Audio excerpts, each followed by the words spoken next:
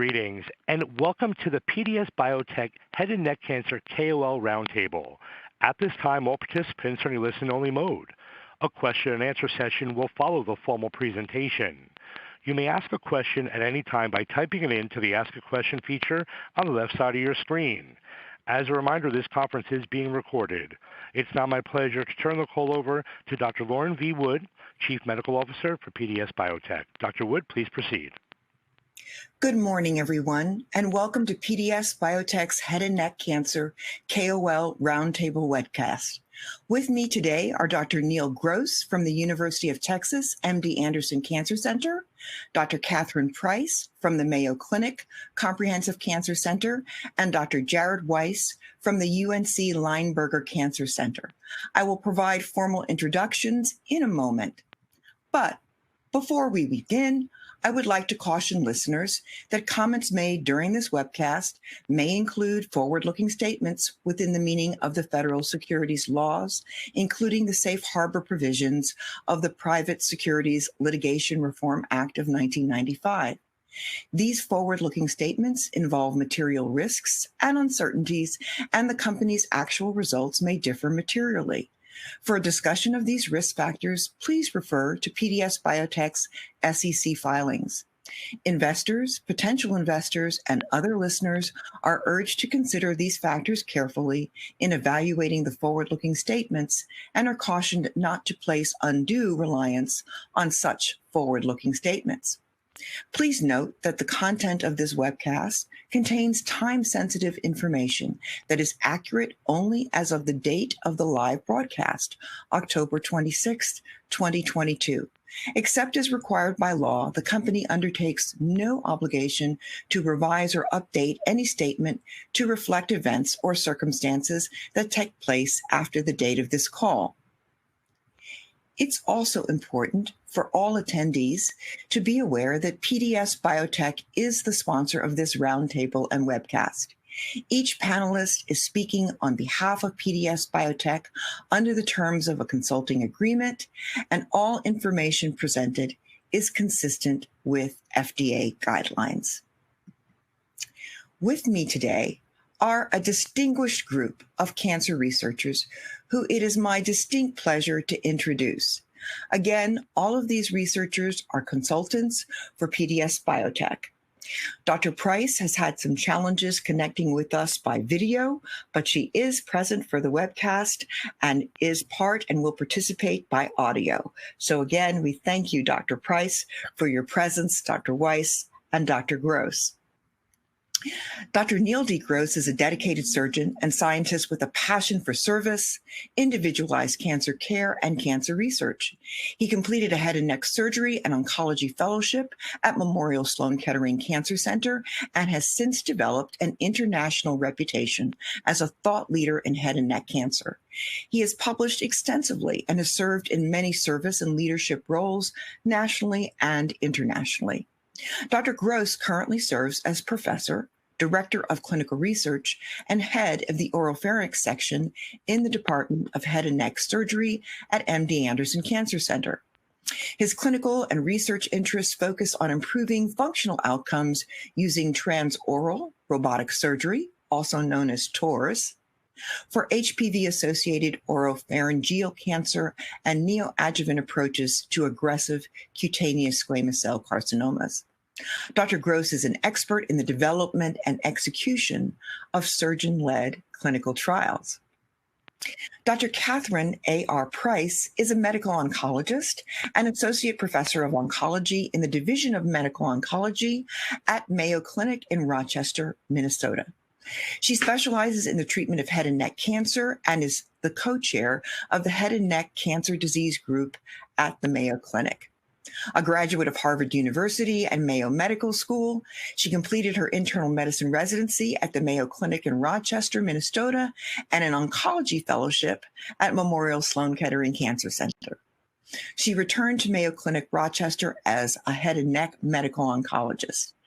Her clinical interests include the treatment of head and neck cancer, with a specific focus on HPV-associated cancers and salivary gland cancers.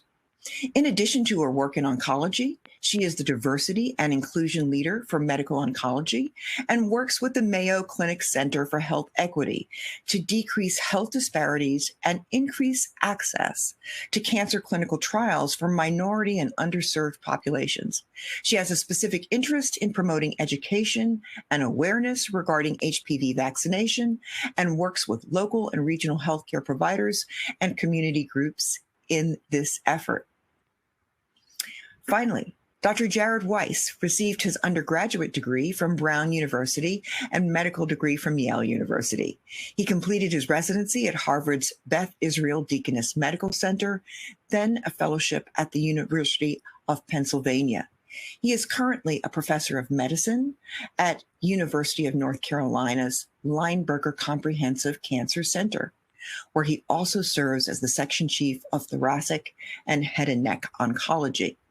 Dr. Weiss is proud to volunteer for and serve on the executive board of cancergrace.org and to advocate with the Lung Cancer Initiative of North Carolina. He has published extensively, including in the New England Journal of Medicine, the Journal of Clinical Oncology, and Lancet Oncology. He has frequently presented at international conferences, including the presidential session of the European Society of Medical Oncology, also known as ESMO, and plenary session of the Multidisciplinary Head and Neck Cancer Symposium. Dr. Weiss's clinical practice is focused on lung cancer and head and neck cancer, and his laboratory research is focused on personalized and adaptive immunotherapy to treat cancer. I want to say to all of our esteemed panelists, thank you and welcome for joining us.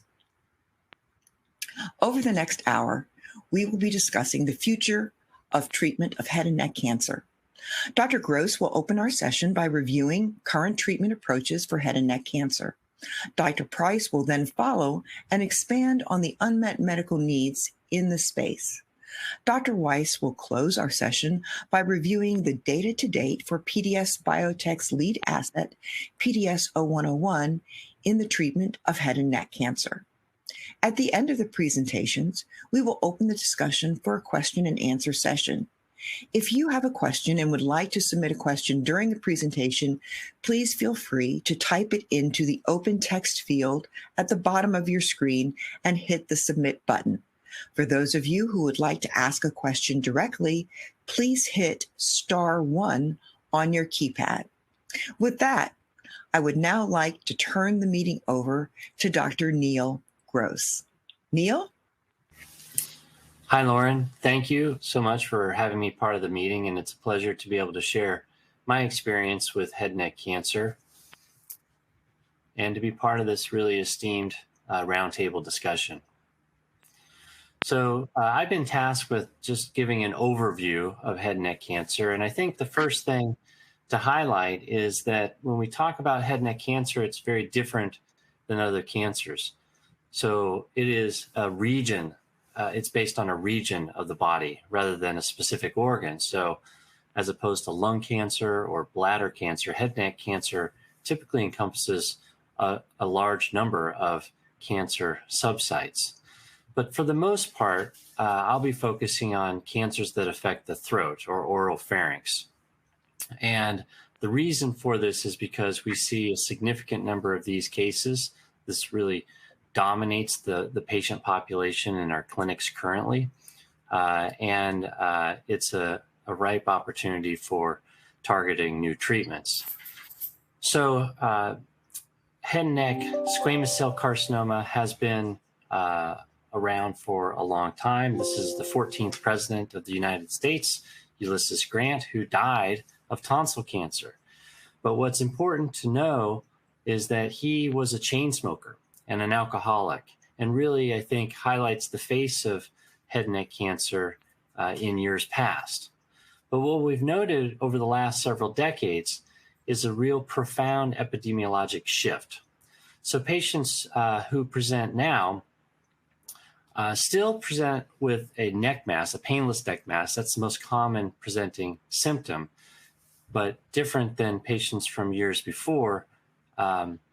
the etiology for their cancer is HPV-associated disease. So they may have cancers that look very, very similar on scans and on presentation, but the cause, instead of tobacco-related, is from HPV.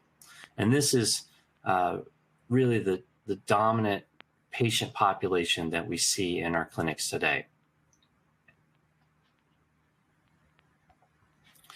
So what's important to know about HPV-associated head and neck cancer, and what we're speaking of here is specifically cancers that affect the tonsil and the base of tongue. You can have HPV-associated squamous cell carcinoma in sites outside of those areas, but those are relatively uncommon.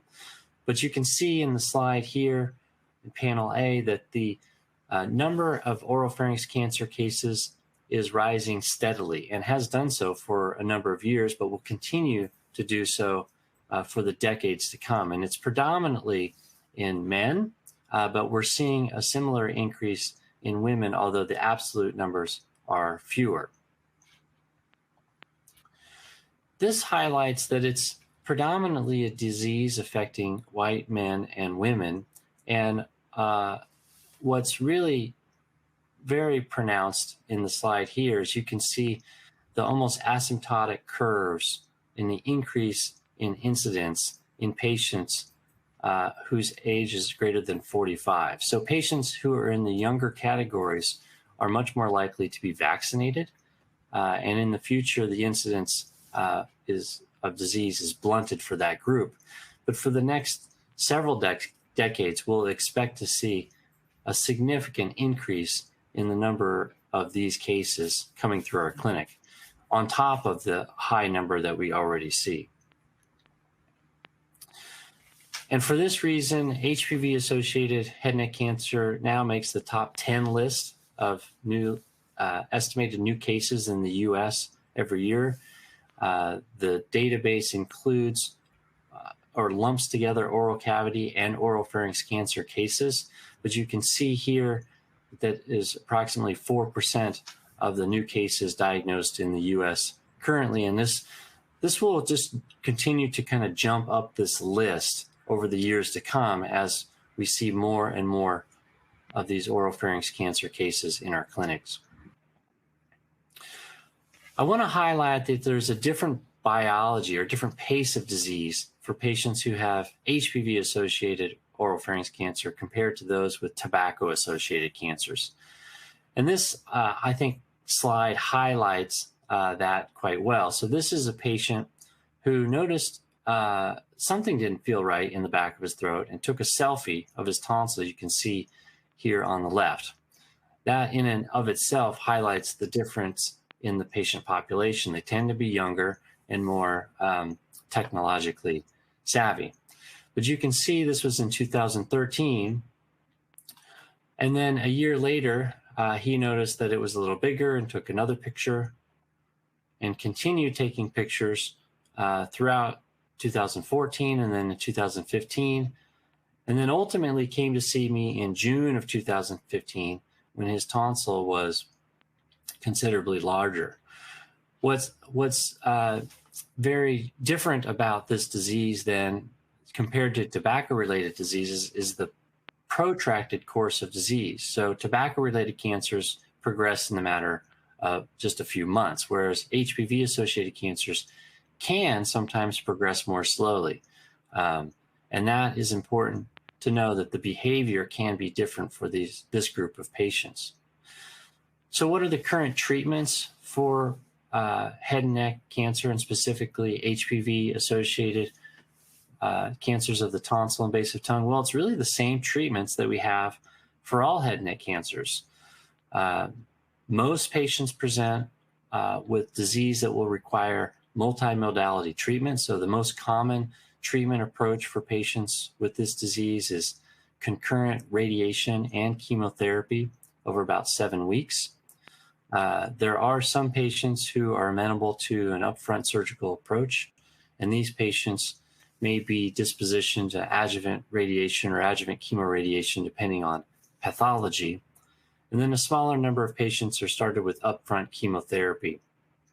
Those are typically patients who have very aggressive disease.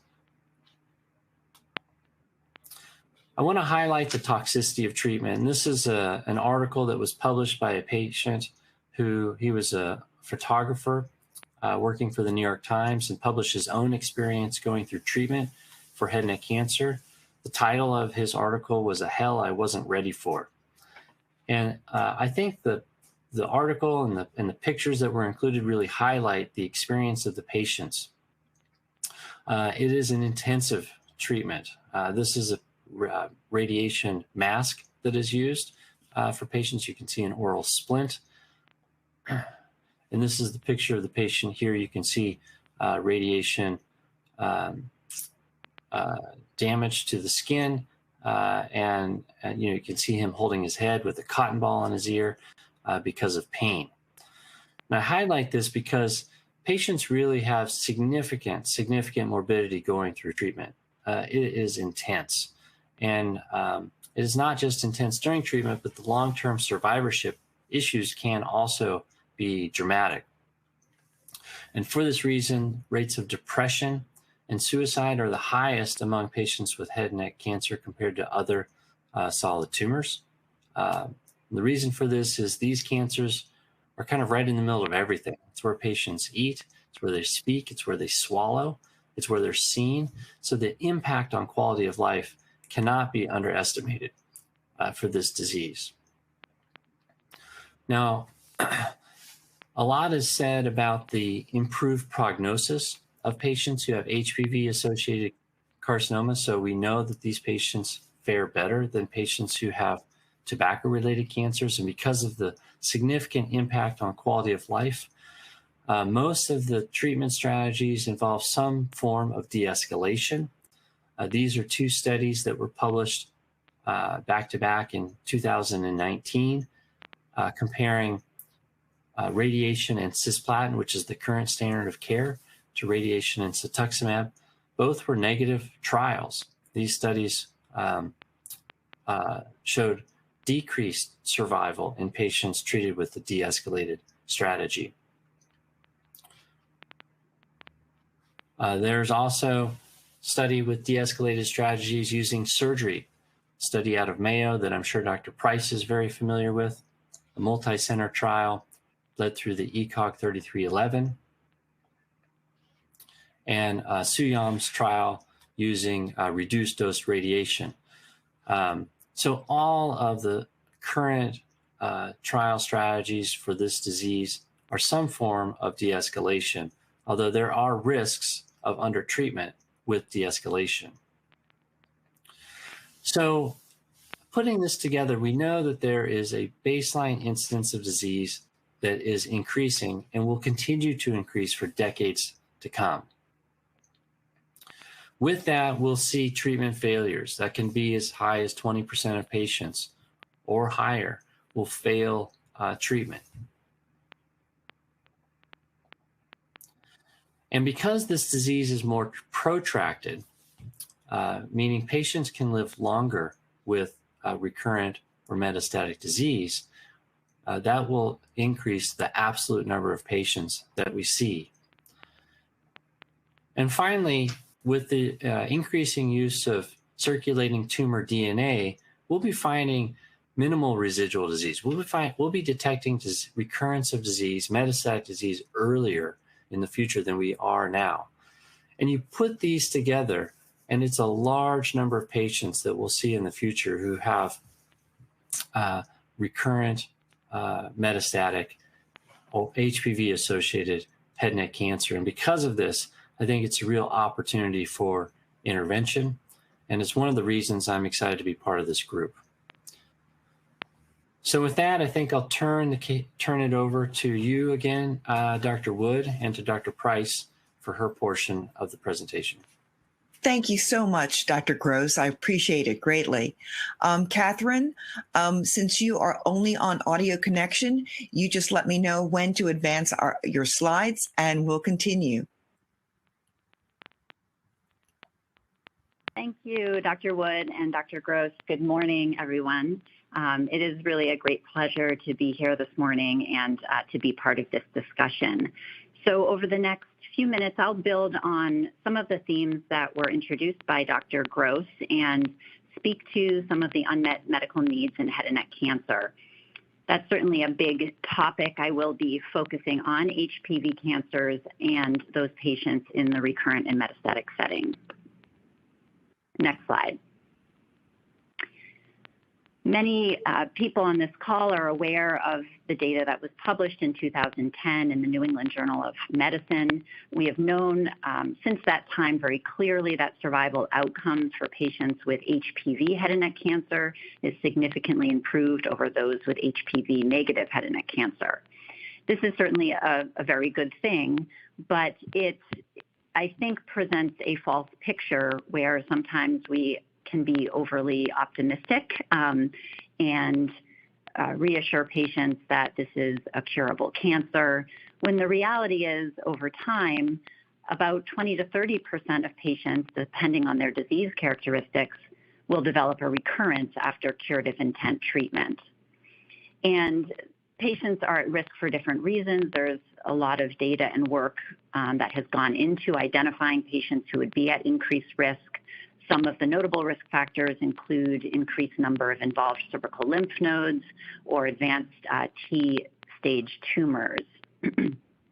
So I think it's important to balance the improved survival with the reality that we will see increasing numbers of patients with recurrent disease. And we know that unlike head and neck cancer related to alcohol and tobacco, most of the recurrences that we see in this population will be distant metastatic disease, and in the current state of affairs, that is, for most patients, considered incurable. Next slide. The standard first-line treatment for patients with recurrent and metastatic head and neck cancer is chemoimmunotherapy with pembrolizumab or pembrolizumab alone if the CPS score is greater than or equal to 1. And this was established by the KEYNOTE-048 trial that was published in 2019. What we can see on the left side of the slide are the survival curves for the trial. The control arm in this trial was cetuximab and chemotherapy, which was the standard of care at the time. You can appreciate the survival curves in blue, which are the immunotherapy-containing arms, compared with red, which is cetuximab, and appreciate that over time, the magnitude of benefit of the immunotherapy treatment increases. And this is something that I can say as a clinician, we see play out in practice where patients who are on immunotherapy who stay on immunotherapy. So it is a situation where the benefit can happen, but sometimes that takes time to develop. On the right side of the slide are the survival outcomes for the immunotherapy arm. And we're seeing median overall survivals ranging from 11 to close to 15 months. I think statistics are always difficult and data is always difficult to conceptualize, I think, how that translates into practice. And certainly these numbers are improvement over what the standard of care had been. But one of the things that's important to note, and I talk to patients about this a lot in clinic, is that no matter what amount of time somebody has to live, there will be a period of time that is not usable or good time, where they will be too sick, unable to do all of the things that they like to do. So when we look at survival numbers, I think we have to also realize that all of that is not quality time. Certainly, immunotherapy has contributed tremendously and is a major advance, but we need to do better for these patients. Also important to note that KEYNOTE-048 was a trial that enrolled both HPV positive and negative patients, but long-term analyses that have looked at this have not shown a clear, significant difference in response between patients with HPV positive and negative cancers, so we can still use this data for our HPV population certainly as a starting point. Next slide. One of the endpoints in KEYNOTE-048 was progression-free survival, which was not met. The survival curves for progression-free survival are seen here, and you can appreciate that the curves overlap or sometimes even favor the non-immunotherapy arm in the early months of treatment. So why is this? We all know that immunotherapy can take some time to work, that chemotherapy can work quite quickly, but the effect wears off relatively quickly as well. From a clinical standpoint, this means that many patients will progress before immunotherapy can work or before there can be a measurable benefit in the immunotherapy. And then patients are needing to go on to other treatments, which almost certainly are more toxic than what the immunotherapy would be. Sometimes we can treat through a progression early on if there's low volume disease and patients are asymptomatic, but often, unfortunately, it means aborting the effort and moving on to more toxic therapies.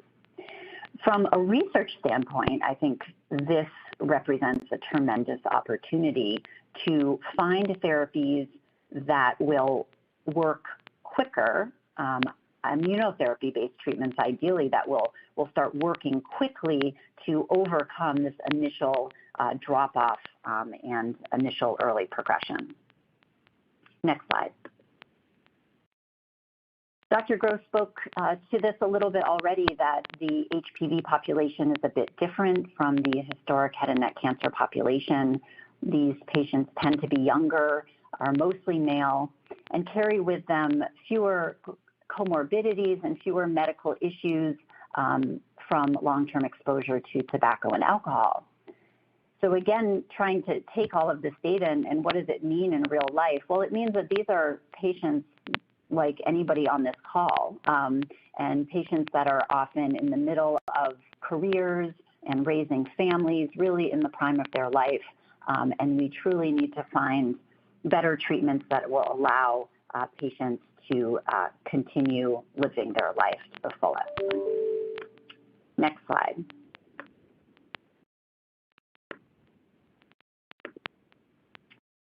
One of the really remarkable things about immunotherapy is how well patients tolerate it. And when we think about in medical oncology, how modern antiemetics have really revolutionized the experience with cytotoxic chemotherapy, immunotherapy has truly changed the face of treatment for countless patients. And because of this, we're able to treat patients that previously we may have referred directly to hospice care if they weren't candidates for chemotherapy. The data shown here is from Checkmate 141. This was one of the early studies that showed benefit of immunotherapy. This was in a platinum refractory population, so in the second line setting, where patients were randomized to nivolumab or standard therapy, investigator's choice chemotherapy.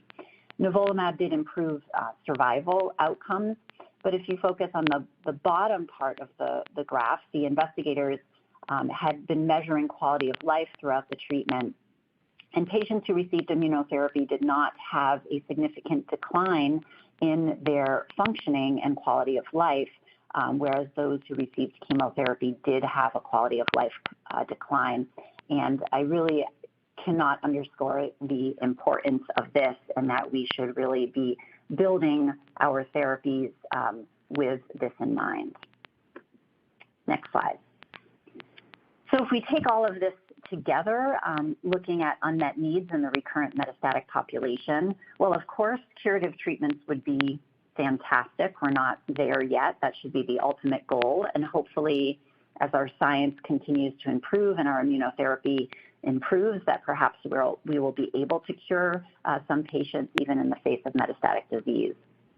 But in the absence of that goal, we need improved therapies that will allow patients to live longer with their disease while maintaining a good quality of life. And we need better immunotherapy-based treatments that will work quickly in the early months to delay need for cytotoxic chemotherapy. And all of our treatments should be working to preserve quality of life and function while on treatment. Dr. Gross made a very good point, which is worth highlighting again, which is these patients have been through a lot already, typically as part of their definitive initial treatment. And so they're coming to the treatment in the recurrent metastatic setting, also carrying forward a burden of side effects and complications related to their original treatment. So it is critically important to not add to that burden. Next slide. We can't forget that prevention is the best cure of all and that we have a vaccine against this disease. This won't help patients in the immediate years, but as the head and neck community, we should all be good stewards and advocates for HPV vaccination. Next slide. And with that, I will turn it back to Dr. Wood and Dr. White.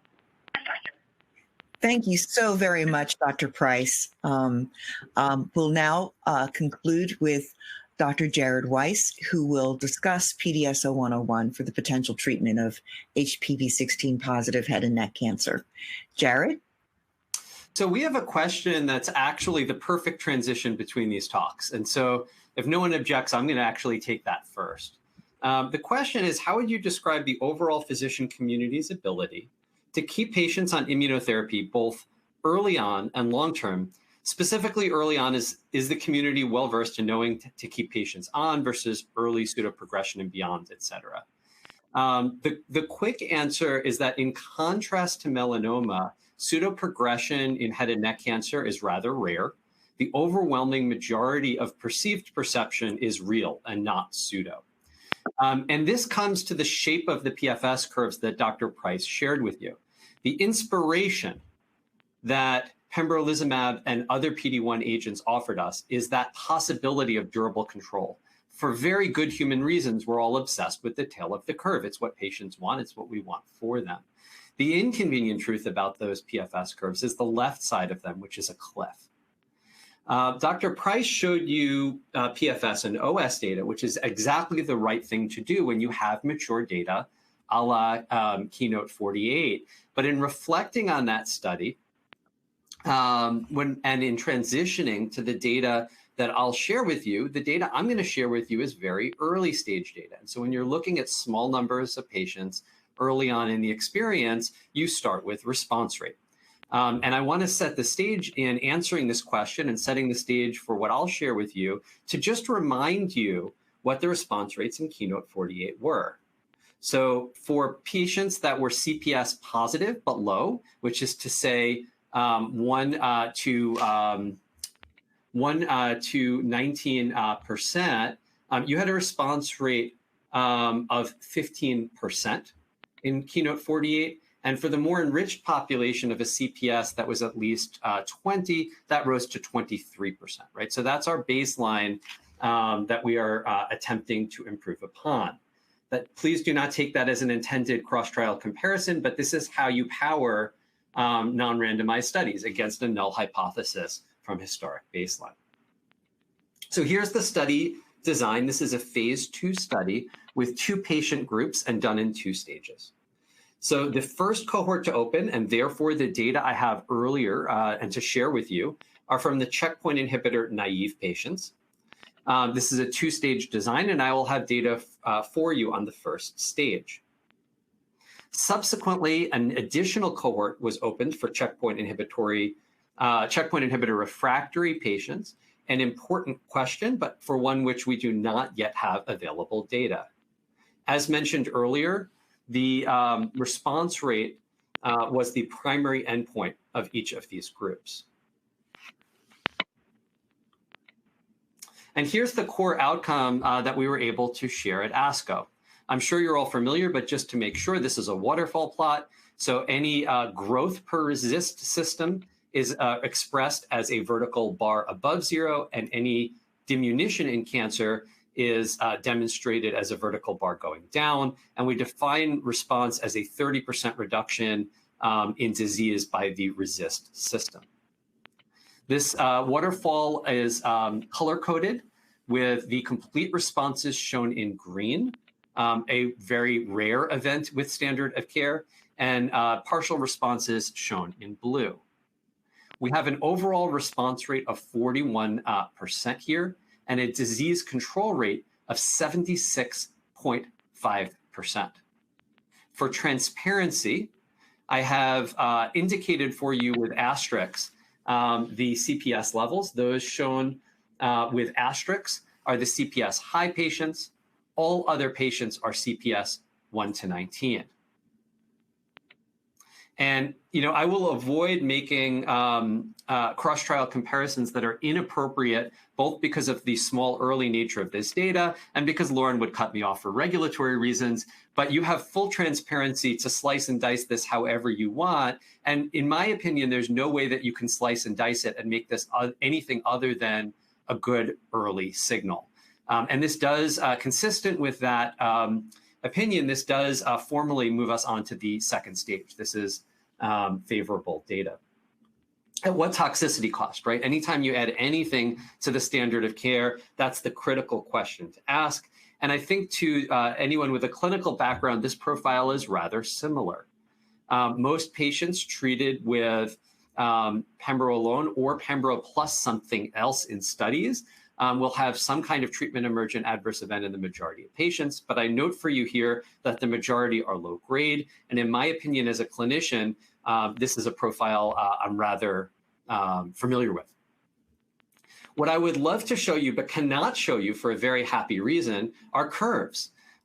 This is a small patient number relatively early on, but for a very happy reason, we haven't had enough events. The PFS and OS curves are immature. For transparency, please find what is available at right, which is to say that the absolute PFS rate, so the proportion of patients who have not had a PFS event, either progression of cancer or death, over the entirety of the curve is 55.2%, which is why I can't show you a median. It hasn't yet gone under 50%. At a median of 9 months, 89% of patients are alive. And if you look at the totality, 87.2% are alive. Of course, once that data is appropriately mature and medians exist, it'll be presented or presented somewhere and put into the public realm. And so I would summarize these results as a clinician in saying very early results, very small numbers, but a very, very good and very promising start worthy of additional study.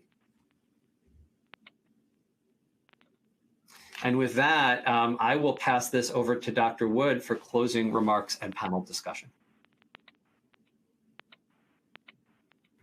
Thank you so much, Dr. Weiss, and again to Drs. Price and Dr. Gross.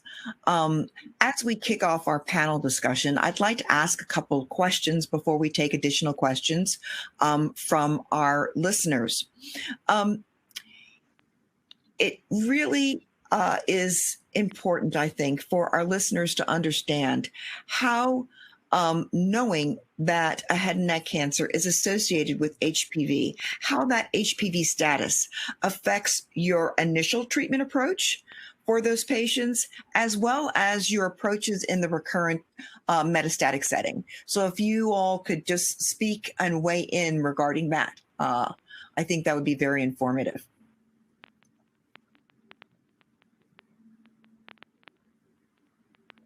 So I'm hearing crickets, so I'll start. If you look at guidelines, there's absolutely no role in standard of care for HPV to play into therapeutic decision-making. I think we all expect that to evolve over time. There is now a rather, I think, high quality and growing body of evidence that in the definitive setting, we can reduce the intensity of treatment for our curative stage patients, with the idea of rendering our patients not only cured, but preserving their quality of life for the rest of their life. There are many efforts that have been done and many efforts that are ongoing. In my opinion, the most successful thus far is the decreased escalation of radiotherapy dose. That's gone a bit better than the attempt to de-escalate chemotherapy. And I think it's like, what's the party game where you try to get under the bar without hitting it over? I think the question is, how low can you go? Mm-hmm. My institution and others have shown that it's quite safe to go down to 60 gray. Our colleagues in New York, with the use of hypoxia imaging, have made some provocative data that I hope is confirmed that maybe you can go as low as 30 gray. And this makes a really big difference because, certainly between 50 and 70 gray, you have a steep relationship between dose and toxicity. And of course, it's at least linear below that. So getting this dose lower and lower is of high value. Others have done valuable work looking at the combinations of induction therapy and transoral surgeries. But in the definitive setting, nothing per standard of care, but a rapid evolution towards decreasing the intensity of therapy, particularly radiation therapy. And I would note, I'm not a surgeon, but looking at the outcomes of transoral surgeries, transoral robotic, transoral laser, while we don't use the words de-escalation in reference to these surgeries, they have blood loss on par with a blood draw. They have no, at least the primary resection has no cosmetic deficit. Recovery is rapid. These are, in a way, de-escalated surgery. So as a consumer of radiation and surgery, I don't do either. I'm rather impressed with both my surgical colleagues and my radiation colleagues in how they've de-escalated therapy to the benefit of our patients, and that's going to rapidly become standard of care. Now, in the metastatic setting, there's heterogeneity in study results looking at PD-1 efficacy by HPV, and you could get a brawl going at a conference on this subject. I'll leave it aside that level of detail for the moment and say that HPV does not play into standard of care decision-making when deciding on the use of our standard agents like pembrolizumab, cetuximab, cytotoxic chemotherapy. Where I think it gets fascinating is exactly what we're here to discuss. So I spend a lot of my research time working on personalized immunotherapy approaches, in particular bioinformatics-driven vaccines, right? And that's very hard work. With HPV, we have a luxury that does not exist in HPV-negative cancers, which is that we have preserved neoantigens. And our hope is of all of us at company and investigators who are putting efforts into this is that we can exploit these biologic differences of HPV, these preserved neoantigens, with a vaccine approach and improve outcomes in that way. That's what we're all here to talk about. But just to summarize and make sure I actually answered your question, because in academia, we're not allowed to do that directly. But that failed joke aside, in standard of care, HPV does not play into decision-making. It plays into counseling for prognosis. It plays into expectations. But for strict standard of care, it does not change what we are doing yet. Thank you so much, Dr. Weiss. We've got a question that actually is a great segue that relates to standard of care that I wanted to pose to the panel.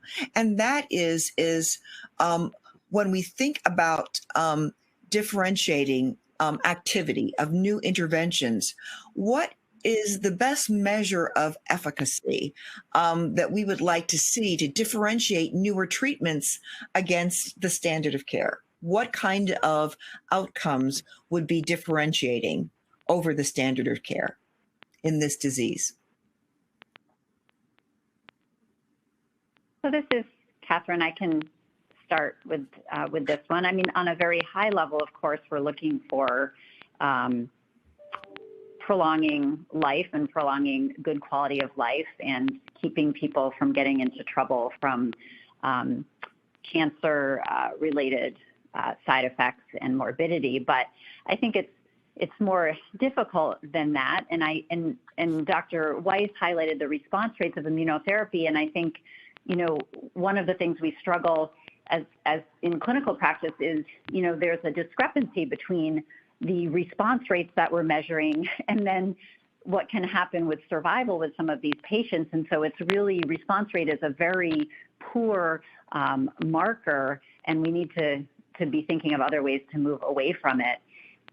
Certainly, any studies need to have robust quality of life and function endpoints as well as survival. But I think what's really exciting is some of the emerging technologies with circulating DNA and adding a level of sophistication to our ability to know whether something's happening underneath the surface. And you know, also to be able to know, okay, are these patients that we can keep treating through because there is something happening? So it's really exciting. I think the technology that will allow us to look at efficacy while patients are on treatment. And, you know, one of the other areas that's just critically important is trying to be able to better predict, you know, who are the patients that will have those amazing benefits from immunotherapy. Right now, that's one of the biggest clinical challenges. Yes, as an immunologist, I am very excited about the opportunity to investigate biomarkers that may reflect anti-tumor activity as patients are receiving treatment. Dr. Gross, do you have any comments on outcomes that you would like to see in terms of differentiating improvements over the standard of care? Yeah, no, great discussion. I really appreciate the points made by Doctors Price and Weiss. I think progression-free survival is still really important. Ultimately, the FDA and patients, everybody wants survival part of it. But I guess I would echo what was said before, in that a biomarker of response is really going to be helpful. And I think there's a lot of enthusiasm for circulating tumor DNA and how that could be incorporated. And it's particularly useful for HPV-associated disease. And so, I think that's very promising, but it does, I think we'll be seeing, these patients are really, really savvy. They are aware. Many of these patients, they're not the type of patients who come in and say, okay, doc, whatever you want. They oftentimes come in aware of options for treatment. And as I've kind of highlighted before, we'll be seeing more and more patients who have minimal detectable disease. And there's going to be a lot of anxiety and concern around that, and being able to offer treatments that don't hurt patients, but do offer prolonged survival is going to be key. Great. Well, we've actually been able to address one of the other questions that have been posed, and that is actually the adoption of circulating tumor DNA in the head and neck cancer space. I don't know if any of our panelists might want to just quickly comment on recent presentations at the multidisciplinary head and neck cancer symposium that was held earlier this year regarding the use of ctDNA in terms of detection before tumor recurrence on imaging studies. If anybody would like to comment on that briefly.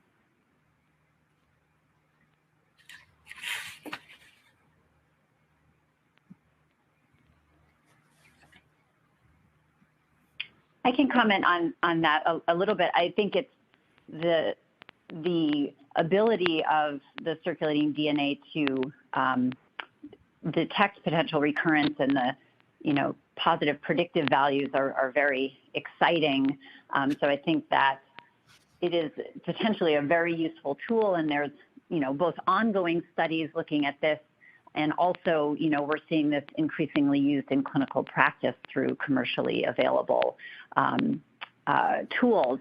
I think the challenge that we're in is, what do you do with the information? And we're going to find ourselves increasingly in a situation similar to ovarian cancer, where you have a blood marker that says, that there's probably something developing, and imaging studies that are negative, and that, creates a whole other opportunity for research investigations, looking at, what do you do with those patients? Is early introduction of immunotherapy or other therapies, potentially able to basically stave off, a recurrence. So I think it's really exciting, this technology. It's going to create a lot of questions. We don't quite know what to do with all that data just yet, but I think that's a good position to be in.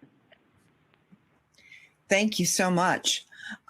We have a question, and it's from an individual on the phone. So I will let our operator have that individual be able to pose their question to the panel, and then we can also return to some additional questions that are still in the chat box.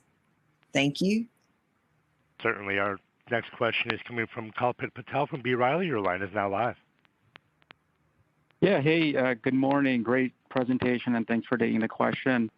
Dr. Price mentioned that the outcomes for HPV-associated head and neck cancer patients are significantly improved compared to those patients with HPV negative disease.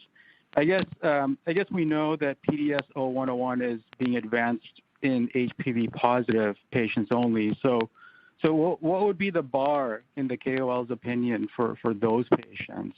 I know we can make comparisons to the Keynote 048 trial, but how much better do responses and maybe PFS OS data fare for the HPV positive patients over HPV negative patients? Thanks for taking the question. Thank you. So I would, I'm not going to dive too deeply into cross-trial comparisons, because to really answer your question, you're in the supplementary appendix of the Keynote 48 presentation. But I would say if you so dive, you see no hint of HPV positive patients doing better in the metastatic setting with Pembro. If anything, they're doing worse. And so I would say that the benchmarks that I shared with you are conservative ones for this population. Mm-hmm. Any other comments? Okay, thank you. We have time for just a couple of more questions. There has been a question about how much interest there has been in the community, specifically physicians, but maybe Drs. Weiss and Dr. Price can comment on not only physician interest, but in patient interest in terms of PDS0101 and the investigational combination that we're pursuing in Versatile 002. I can say there's a ton of, sorry, go ahead, Jared. Go ahead. I can say there's a ton of interest. This is not a hard sell. Just like patients have, really sought out in the curative setting, looking for de-escalation strategies because they want something different. Patients come and they want a strategy that is not chemotherapy based. So it has been extremely well received and, as I said, an easy sell for patients. Absolutely. Wonderful. Okay. There is a question that has just come in. There is published data that supports the concept that PD-L1 expression correlates with greater benefit with Keytruda, and that indeed was highlighted by Dr. Weiss's presentation as well as Dr. Price's presentation. What is the panelists' outlook on the role PDS0101 could have in patients who may be less responsive to Keytruda or CPI refractory patients? That'll be our final question. So I view agents like Keytruda not as the match that lights the fire of immunotherapy, but rather as gasoline that amplifies an existing immune response. Mm-hmm. So if you have a small fire and you pour gasoline on it, you get a bonfire rather quickly. If you have an unlit log and you pour gasoline on it, all you get is a wet, smelly log. And I think that that's what happens often with immunotherapy. I would point you to a neoadjuvant lung paper by a New England Journal by Patrick Ford and Jamie Chaft to justify the idea of PD-1 as amplifier of immune response. And so, I think that as a researcher and as a clinician seeing an unmet need, I'm highly interested in mechanisms that can light that fire. And I think this is a very exciting idea on how to do so. Great. Do any of our panelists have any other comments in addition to Dr. Weiss's? I mean, I would just add that it's clear that a combination therapy is needed, and everybody is sort of that's the goal is what can be added to what is already an improvement, but an incremental improvement in outcome of these patients. But there's a lot more room for improvement, and and as Dr. Price mentioned, there's a strong appetite for something better than what we're doing now. Wonderful. Do you have any concluding remarks, Dr. Price? Yeah, the one thing I would say, I agree with everything that's been said, and the future is going to lie in combination therapies. And I think the complexity of the immune system is both its allure and the challenge. I think, for me, I'd love to also see incorporation of strategies, including drug therapy, and how can we use other strategies to augment drug therapy. I'm thinking specifically about, diet and activity and other things that we know impact the immune system as well. And so I think there's space in this for, looking at it really holistically and maximizing what we can do with our drugs to really light that, fire under the immune system, but also, really harnessing all of the tools that could be out there. I think that's really compelling. Well, I'm going to conclude our program for today, but once again, I would like to thank our very esteemed panelists for their insights today. PDS Biotech is committed to advancing the study of PDS-0101 in head and neck cancer to ensure that we can provide this access to this potentially more effective and safer treatment option to physicians and patients as quickly as possible. An audio recording of today's session will be available on the PDS Biotech website for 90 days. You can access that recording at www.pdsbiotech.com. Again, thank you very much to all of our panelists and to all of our participants for your interest and participation in today's session. Thank you very much. Thank you. That does conclude today's teleconference and webcast. You may disconnect your line at this time and have a wonderful day. We thank you for your participation today.